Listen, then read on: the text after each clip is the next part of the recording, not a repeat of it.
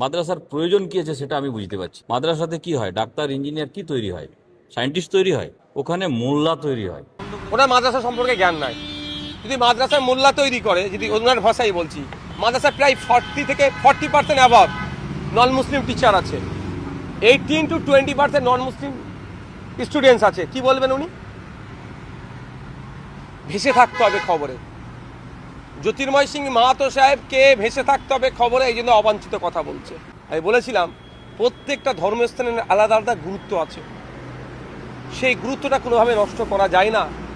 কালকে এইভাবে আমি বলেছিলাম, কালকে মমতা ব্যানার্জি যদি বলে গরিব মানুষদের জন্য একটা মক্কা শরীফ এখানে বানিয়ে দেবো, হজ করতে গরিবরা যেতে পারছে না, এখানে করবে হজ, এটা যেমন মেনে নেওয়া যাবে না, ঠিক উড়িষ্যার জগন্নাথ মন্দিরের যে ঐতিহ্য সেটাকে এইটা করার জন্য সেটা খরচ হচ্ছে, এটাকে আমি মানি না।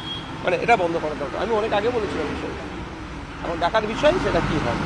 বলছি, বিজেপি সাংসদ জ্যোতির্ময় সিং মাহাতো তিনি বলছেন যে মাদ্রাসায় মোল্লা তৈরি হয়, মাদ্রাসা রাখা যাবে না, মাদ্রাসা বন্ধ করে ওনার মাদ্রাসা সম্পর্কে জ্ঞান নাই। যদি মাদ্রাসায় মোল্লা তৈরি করে, যদি ওনার ভাষাই বলছি, মাদ্রাসায় প্রায় 40 থেকে 40% অ্যাভাব নন মুসলিম টিচার আছে, 18 to 20% নন মুসলিম স্টুডেন্টস আছে। কি বলবেন উনি? ভেসে থাকতে হবে খবরে। জ্যোতির্ময় সিং মাহাতো সাহেবকে ভেসে থাকতে হবে খবরে, এই জন্য অবাঞ্ছিত কথা বলছে।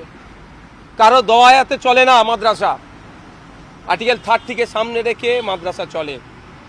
সুতরাং আমি অনুরোধ করব, এই মাদ্রাসা সম্পর্কে বাজে মন্তব্য করার আগে আপনারা দু চারবার ভাববেন, ইতিহাস দেখবেন, ঠাকুর বাড়ির ইতিহাস। একটা সময় তাকে শিক্ষা প্রতিষ্ঠানে পড়তে দেওয়া হয়নি, সে মাদ্রাসা থেকে তিনি শিক্ষা অর্জন করেছিলেন। শুধুমাত্র বাজার গরম করবে, ভেসে থাকবে, এই জন্য এই ধরনের মন্তব্য করছে। এই অবাঞ্ছিত মন্তব্যে ধিক্কার।